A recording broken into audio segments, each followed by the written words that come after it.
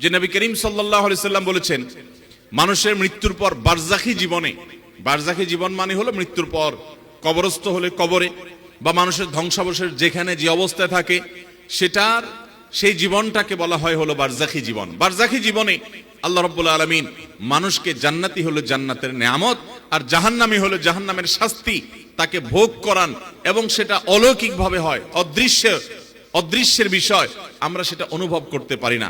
একজন মানুষ আগুনে পড়ে ছাই হয়ে গেছে, তার ধ্বংসাবশেষ ছাইয়ের সাথে মিশে গেছে, ওই অবস্থায় আল্লাহ রাব্বুল আলামিন তাকে জান্নাতি হলে জান্নাতের নেয়ামত ভোগ করাবেন, আমরা যেটা টের পাবো না, মাটির সাথে মিশে গেছে, ওই অবস্থায় আল্লাহ তাআলা জান্নাতি হলে জান্নাতের নেয়ামত ভোগ করাবেন, জাহান্নামী হলে জাহান্নামের নেয়ামত তাকে ভোগ করতে বাধ্য করবেন, কারণ সে বারজাখী জীবনে আছে। আল্লাহ বলেছেন, ওয়ামিন ওয়ারাইহিম বারযাখুন ইলা ইয়াউমি ইউবআসুন, মানুষের মৃত্যুর পর কিয়ামতের আগ পর্যন্ত যে জীবন থাকে, এই জীবন বা এই পিরিয়ডটাকে বলা হয় বারজাখী জীবন।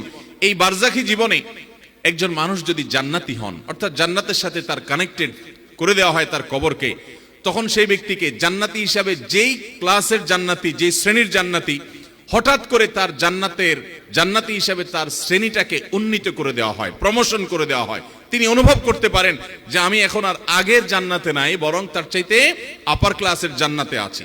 তখন সেই ব্যক্তি জিজ্ঞাসা করেন, হাদিসটি ইবনে মাজাহ বর্ণিত হয়েছে, সে ব্যক্তি জিজ্ঞাসা করেন ফেরেশতাদেরকে, কোত্থেকে এটা হলো, কোত্থেকে এটা হলো?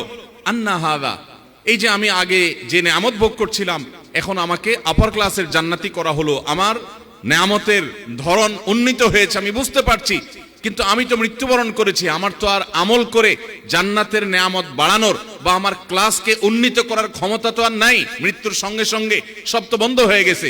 ইযা মাতাল ইনসান ইনকাতা আনহু আমালু, হাদিসে আসছে, মানুষ যখন মৃত্যুবরণ করে তার আমলের দুয়ার বন্ধ হয়ে যায়। তাহলে আমার তো আমলের দুয়ার বন্ধ হয়ে গেছে, আমি তো অলরেডি মৃত, তাহলে কিভাবে আমার কবরে, আমার বারজাখী জীবনে আমার জান্নাতটার ক্লাস উন্নীত করে প্রমোশন করে দেওয়া হলো, কোত্থেকে এটা হলো? সেই কবরবাসী অবাক হয়ে ফেরেশতাদেরকে জিজ্ঞাসা করেন, তখন ফায়ুকাল, তাকে বলা হয়, তোমার আমল করার আর সুযোগ ছিল না এবং তোমার ক্লাস উন্নীত করারও সুযোগ ছিল না, কিন্তু একটা দরজা খোলা ছিল। কয়টা দরজা খোলা ছিল ভাই? একটা দরজা খোলা ছিল। সেটা কি?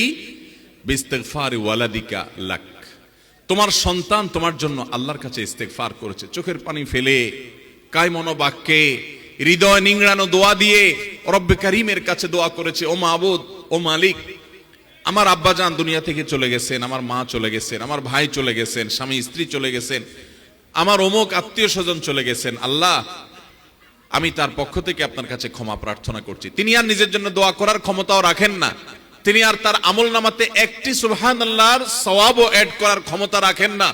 তিনি 2 রাকাত নামাজ পড়ে সেই সওয়াবটা তার আমল নামায় যুক্ত করবেন, সেই ক্ষমতা আর রাখেন না। ও মালিক, তার সমস্ত আমলের দুয়ার বন্ধ হয়ে গেছে,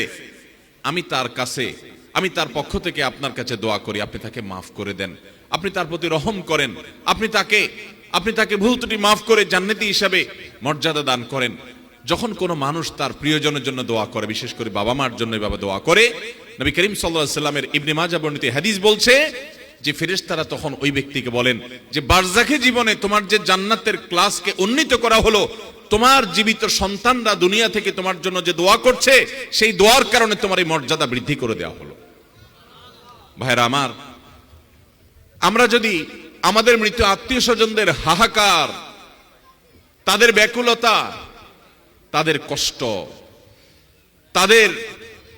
তাদের যে দোয়া এবং আমাদের পক্ষ থেকে তাদের জন্য ইস্তেগফার, এটার যে কাঙ্গাল তারা, এটা যদি আমরা দেখতে পেতাম, আমরা বোধহয় পান, আহার, আরাম, আয়েশ সবকিছু ছেড়ে শুধু চোখের পানি ফেলতাম। কত অমানুষ সন্তান আছে যে বাবা অনেক আগে মারা গেছেন, মা অনেক আগে মারা গেছেন, ভুলে গেছে। কবরগুলো যত পুরাতন হতে থাকে, মানুষ প্রিয়জনকে তত ভুলতে থাকে। কবরগুলো যত পুরাতন হতে থাকে, মানুষের স্মৃতি থেকে আপনজনরা তত দ্রুততার সাথে হারিয়ে যেতে থাকে। অথচ তারা প্রতিটা মানুষ প্রতিটা মুহূর্তে দোয়ার মুখাপেক্ষী। মোহতারাম হাজরিন, অতএব আমাদের বাবা, আমাদের মা, আমাদের আপনজন দুনিয়া থেকে যদি চলে যায়, তাদের জন্য আমাদের সবচাইতে বড় করণীয়, মূল করণীয়, প্রধান করণীয় হলো যে আমরা তাদের জন্য আল্লাহর কাছে দোয়া করব। কি করব? ইনশাআল্লাহ দোয়া করব। দেখুন, মৃত ব্যক্তির দোয়া কত বেশি দরকার। আল্লাহ রাব্বুল আলামিন একজন মানুষের মৃত্যুর পর সর্বপ্রথম যে আমলটি আমাদের জন্য রেখেছেন তা হলো আমরা দ্রুততার সাথে তাকে গোসল দিয়ে তার জানাজার ব্যবস্থা করব। এই জানাজার নামাজের মধ্যে আমরা মুর্দার জন্য কি করি? সালাতুল জানাজা, এটা মূলত মুর্দার জন্য দোয়ার নামাজ, এটা দোয়ার আয়োজন মূলত। এটাতে রুকু সিজদা না, এটা পূর্ণাঙ্গ সালাতি না, নামাজি না, এটা মূলত পুরো আয়োজনটাই হলো মুর্দার জন্য দোয়ামূলক। আমরা দোয়া পড়ি, আল্লাহুম্মা গফিরলি হাইয়িনা ওয়া মাইয়িতিনা ওয়া শাহিদিনা ওয়া গায়িবিনা ওয়া সগীরিনা ওয়া কাবীরিনা ওয়া যাকারিনা ওয়া উনসানা আল্লাহুম্মা মান আহইয়াইতাহু মিন্না ফাআহইহি আলাল ইসলাম ওয়া মান তাওফাইতাহু মিন্না ফাতাওফাহু আলাল ঈমান আল্লাহুম্মা লা তাহরিমনা আজরাহ আল্লাহুম্মা লা তাহরিমনা আজরাহ ওয়া লা তাফতিননা বা'দাহ। এই যে হাদিস ওয়ালা তুদিল্লানা বা'দা, কোন কোন riwayate আসছে এই হাদিসটি সহিহ মুসলিমে এবং সুনানে আরবাআ অর্থাৎ হাদিসের প্রসিদ্ধ 4টি সুনান গ্রন্থে তিরমিজি, নাসাই, আবু দাউদ, ইবনে মাজাহ এবং সহিহ মুসলিমে বর্ণিত হয়েছে। এই দোয়ার অর্থ আমরা অনেকে জানি, অনেকে জানি না। আল্লাহুম্মা গফিরলি হাইয়িনা, আল্লাহ আমাদের জীবিতদেরকে মাফ করে দিন, ওয়া মাইয়িতিনা, আমাদের মৃতদেরকে মাফ করে দিন, ওয়া সগীরিনা ওয়া কাবীরিনা, আল্লাহ আমাদের যারা বড় আছেন তাদেরকে মাফ করে দিন, যারা ছোট আছেন তাদেরকে মাফ করে দিন। আল্লাহুম্মা গফিরলি হাইয়িনা ওয়া মাইয়িতিনা ওয়া শাহিদিনা ওয়া গায়িবিনা, আল্লাহ আমাদের যারা উপস্থিত তাদেরকে মাফ করে দেন, যারা অনুপস্থিত তাদেরকে মাফ করে দেন। ওয়া সগীরিনা ওয়া কাবীরিনা, আমাদের ছোটদেরকে মাফ করে দিন, বড়দেরকে মাফ করে দিন। ওয়া যাকারিনা ওয়া উনসানা, আমাদের পুরুষদেরকে মাফ করে দিন, নারীদেরকে মাফ করে দিন। তারপর কি? ওয়া যাকারিনা ওয়া উনসানা আল্লাহুম্মা মান আহইতাহু মিন্না ফাআহইহি আলাল ইসলাম, আল্লাহ আমাদের মধ্যে যারা জীবিত থাকে আপনি তাদেরকে ইসলামের উপরে জীবিত রাখুন। ইসলামের উপরে জীবিত থাকা কঠিন ভাই, চতুর্দিকে ফিতনা চলছে আমাদের ঈমান হরণ করবার জন্য। এই কঠিন সময় ঈমানের উপরে টিকে থাকা কঠিন, এজন্য দোয়া করতে হয়। এবং ওমান তাওফাইতাহু মিন্না ফাতাওফাহু আলাল ঈমান, আমাদের মধ্যে যাদেরকে আপনি মৃত্যু দিবেন আল্লাহ তাদেরকে ঈমানের সাথে যাওয়ার তৌফিক আপনি দান করবেন, ঈমানটা যেন নিয়ে যেতে পারি সেই তৌফিক আপনি দান করবেন। আল্লাহুম্মা লা তাহরিমনা আজরাহ, আল্লাহ আমাদেরকে এর বিনিময় আপনি দেওয়া থেকে মাহরুম করবেন না। ওয়ালা তুদিল্লানা বা'দা, এবং যার জানাজা পড়তেছি আল্লাহ এই লোকটা চলে যাওয়ার পর আমরা যেন গোমরা না হয়ে যাই। তাহলে একজন মানুষের মারা যাওয়ার পর আমরা জানাজা নামাজে তার জন্য দোয়া করছি।